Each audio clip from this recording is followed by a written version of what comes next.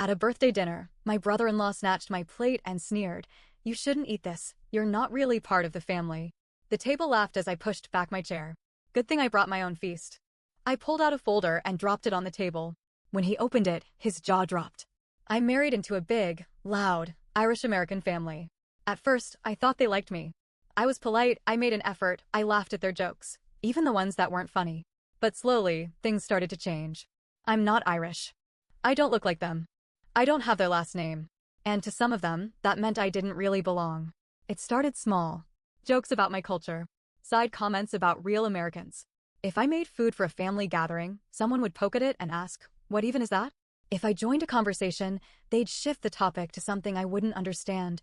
Old childhood memories, inside jokes, things I couldn't possibly be part of. Most of them weren't outright cruel, just casually dismissive. But my brother-in-law Patrick? He had it out for me. Patrick was the kind of guy who thought he was smarter than everyone else. He had a construction business and bragged about how he knew how to work the system. He always had some kind of scam going, always looking for a loophole, always making money in ways that didn't seem entirely legal. He also had a habit of making little comments about how I wasn't really family. Sometimes subtle, sometimes not. He'd tell me to my face, "You're lucky we let you in." Sarah, my wife, would tell me to ignore him. "That's just how he is," she'd say. "He doesn't mean it." But I knew better. Sarah's dad was turning 65, and the family planned a huge dinner at an expensive steakhouse in Boston. I knew it would be a long night, but I was prepared to get through it. Eat my steak, make small talk, go home. Simple. Dinner started off fine. I sat next to Sarah, listening to everyone talk over each other. The waiter came, we ordered, I kept my mouth shut. The food arrived, steaming hot, smelling amazing. And then, right as I picked up my fork, Patrick reached over and grabbed my plate. I froze. Everyone kept talking, laughing, drinking, like nothing had happened. Patrick smirked, holding my plate just out of reach. "You shouldn't eat this," he said. "You're not really part of the family." And the table laughed. Not a nervous laugh. Not an awkward chuckle. A real, genuine laugh. Even Sarah. That was the moment something in me shifted. I looked around. No one was going to stand up for me. No one was going to say it was wrong. Not my wife. Not her parents. Not her siblings. I took a deep breath. My heart was pounding, but my hands were steady. I pushed back my chair and smiled. Good thing I brought my own feast.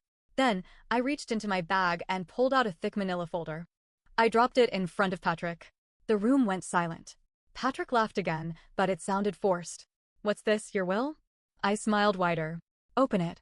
He rolled his eyes, but he did. The second he saw the first page, his face changed.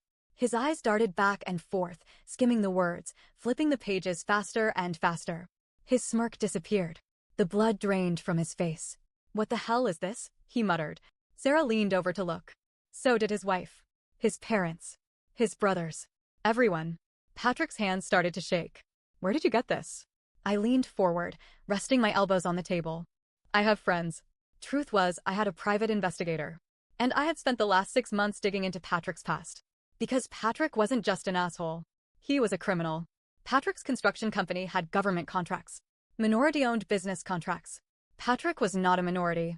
But his company was registered under a fake Native American identity, a loophole that let him qualify for jobs meant for actual minority-owned businesses.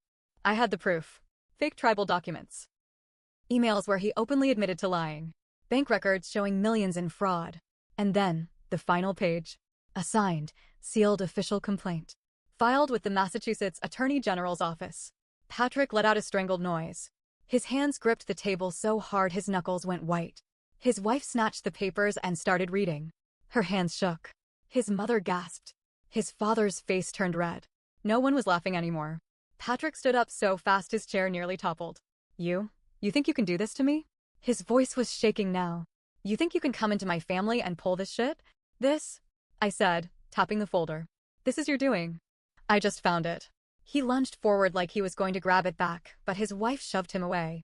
"You lied to me?" she hissed. "You told me this was legal." He ignored her, turning back to me. "I swear to God, sit down, Patrick," I said, voice calm. "Enjoy your meal. You paid for it with stolen money after all." Sarah finally snapped out of it. Wait, can we just talk about this?" "This is family," I turned to her. "Oh, now it's family?" She flinched. Patrick turned to his dad, his last hope. Dad, you know how these things work. His father stood up, threw his napkin on the table, and walked out. Patrick's mother followed. His wife was crying now, holding the papers like they were a death sentence. And then, the cherry on top. The restaurant manager walked over, clearing his throat. Sir, he said, nodding toward Patrick. Your card was declined. I sat back in my chair, picked up my drink, and took a slow sip. Patrick stood there, frozen, looking at everyone staring at him. His world was falling apart in real time. And this? This was just the beginning. Patrick's face was pure rage. His mouth opened and closed like a fish gasping for air. His credit card sat useless on the table. His family was either glaring at him or too stunned to speak. But I wasn't done yet. The waiter cleared his throat again, looking uncomfortable. Sir, do you have another form of payment?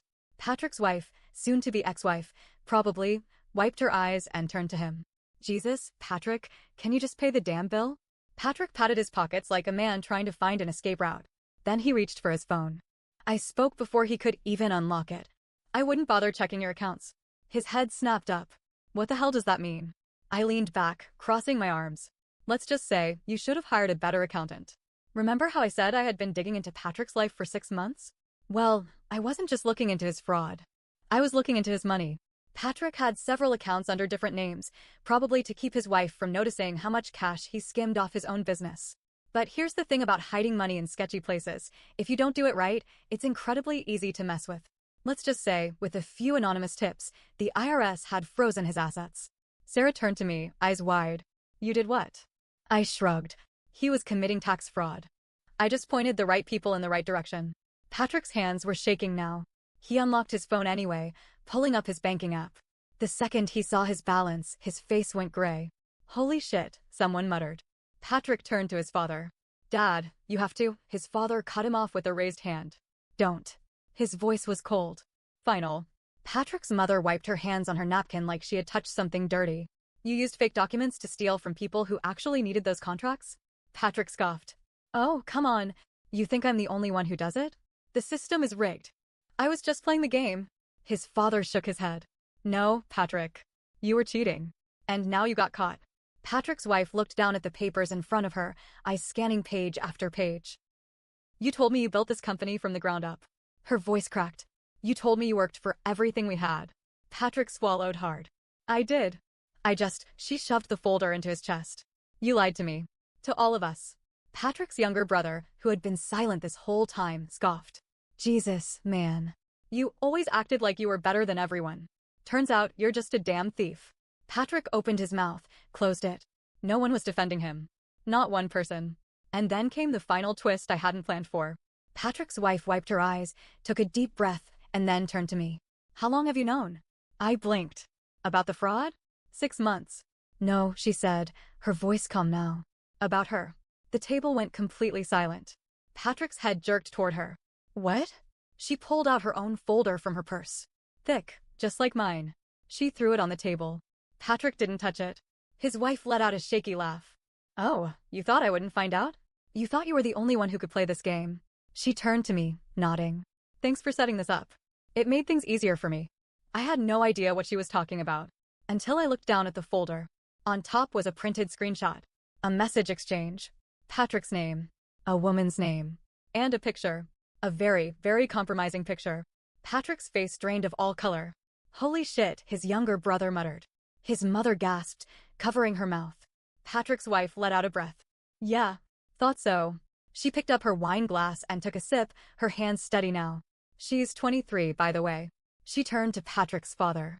One of his interns. His father slammed his fist on the table. You disgusting little shit. Patrick opened his mouth. His wife stood. We're done. She looked at me. Oh, and just so you know, my lawyer's going to love all this. Then she turned and walked out. For the first time that night, Patrick was completely speechless. And that was the moment I realized something. I had come here to expose one of Patrick's biggest lies. But it turned out he had even more skeletons than I knew. And now? Now, they were all tumbling out, one after the other. And Patrick? He had nowhere left to run. Patrick sat frozen, his world crumbling around him. His wife had just walked out, leaving behind a bombshell that even I hadn't seen coming. The family sat in stunned silence, the weight of the moment pressing down on the table. And then, Patrick did what all cowards do when they have nowhere left to turn. He looked at me. This is your fault. His voice was low, but there was a sharp edge to it, like a knife that had just been unsheathed. I raised an eyebrow. Oh, really? He shot up from his seat, hands clenched into fists. You set me up. You turned everyone against me. You think you're so damn smart, don't you? I didn't move. I didn't blink. I didn't turn anyone against you, Patrick. I leaned forward, keeping my voice calm. You did that all by yourself. Patrick's jaw tightened. His hands twitched at his sides like he was considering doing something stupid. And then, his mother spoke. Sit down. Patrick flinched. He turned to her, eyes pleading. Mom, her lips were pressed into a thin line. You lied to us. You embarrassed this family. And now you want to blame someone else? Sit down. For a second, I thought he was going to ignore her.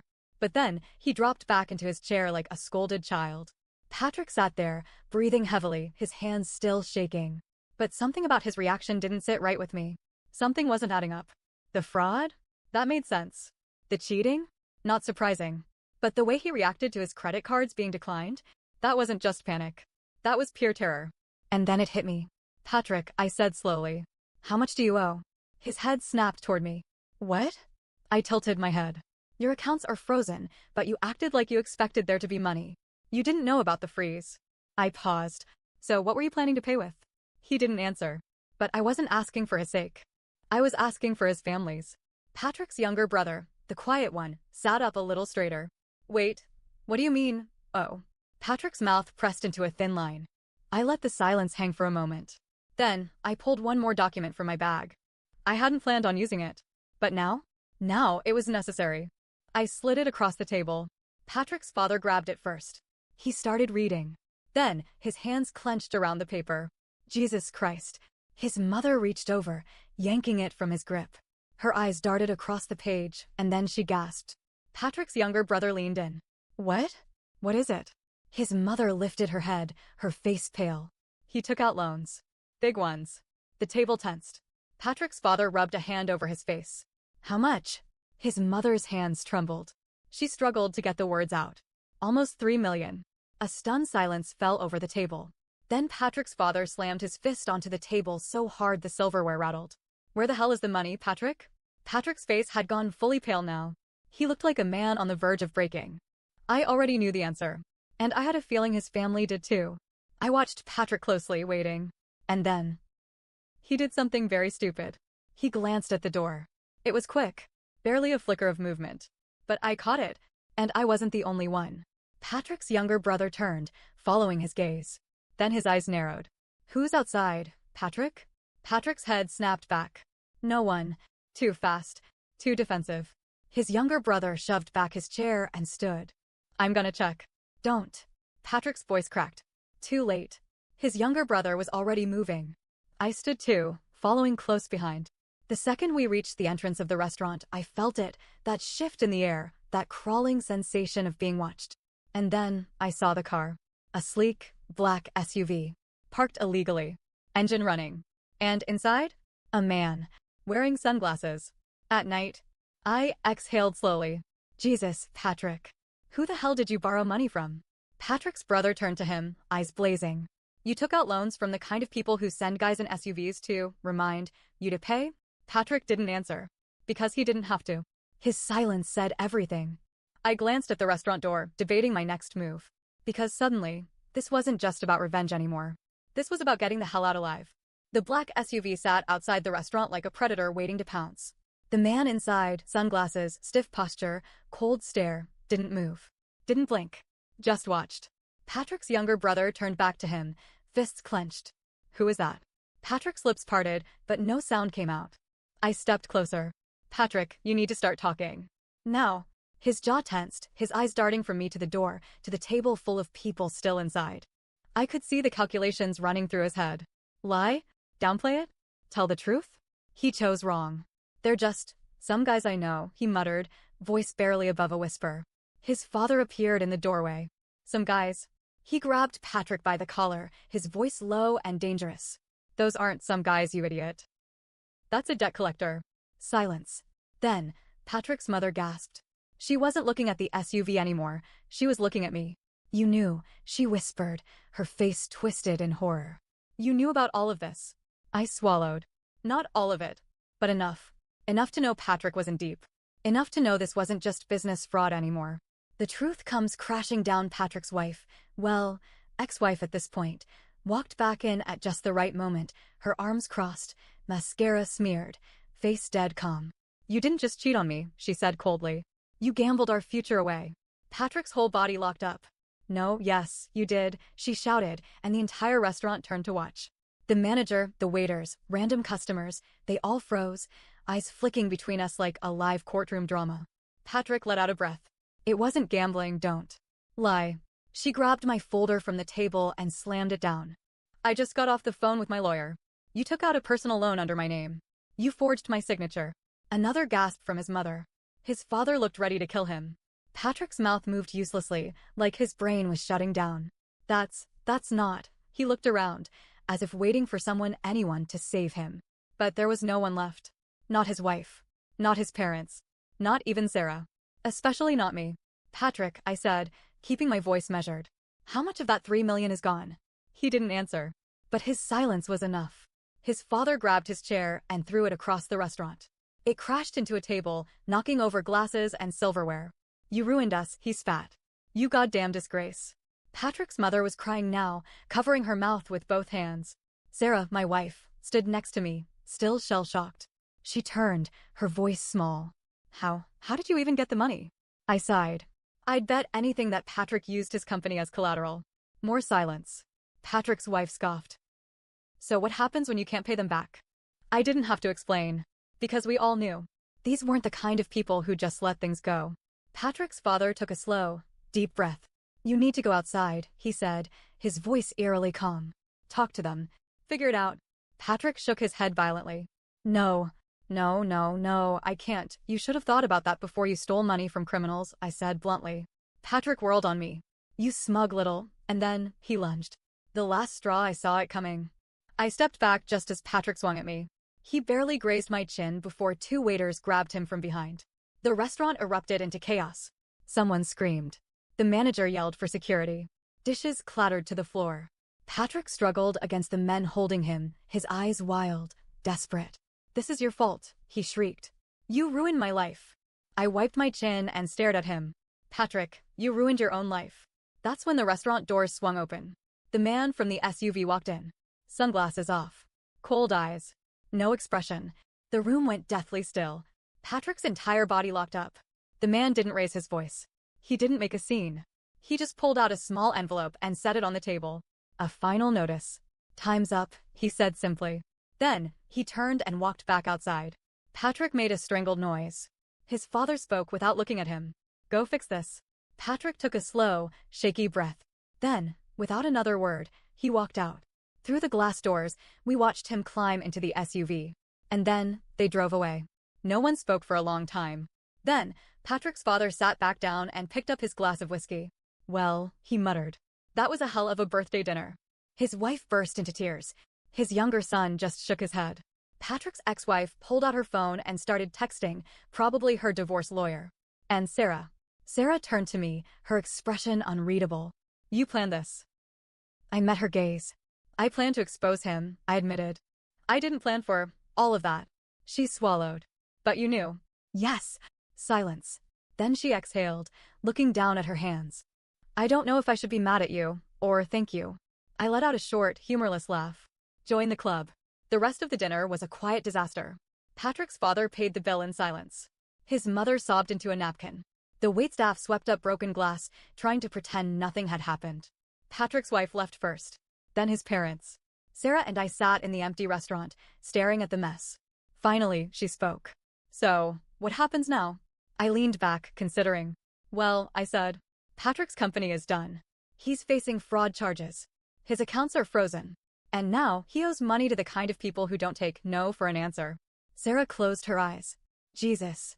I let out a slow breath. "But I think, for us, that's up to you." Her eyes flickered. "What do you mean?" I met her gaze. "You laughed, Sarah. When he took my plate. You laughed with them." She flinched. I shook my head. "I get it. He was your brother. It's hard. But I need to know, are you on my side? Or theirs?" She didn't answer right away. And that told me everything. I sighed, stood, and threw a few bills on the table. Then, without another word, I walked out. Patrick? No one knows exactly what happened to him. He disappeared for a while. Resurfaced months later, broke, divorced, and a shell of the man he used to be. His parents stopped speaking to him. His ex-wife? Took everything. Sarah and I? Well, let's just say I never had dinner with her family again. And I never, ever let anyone take my plate again.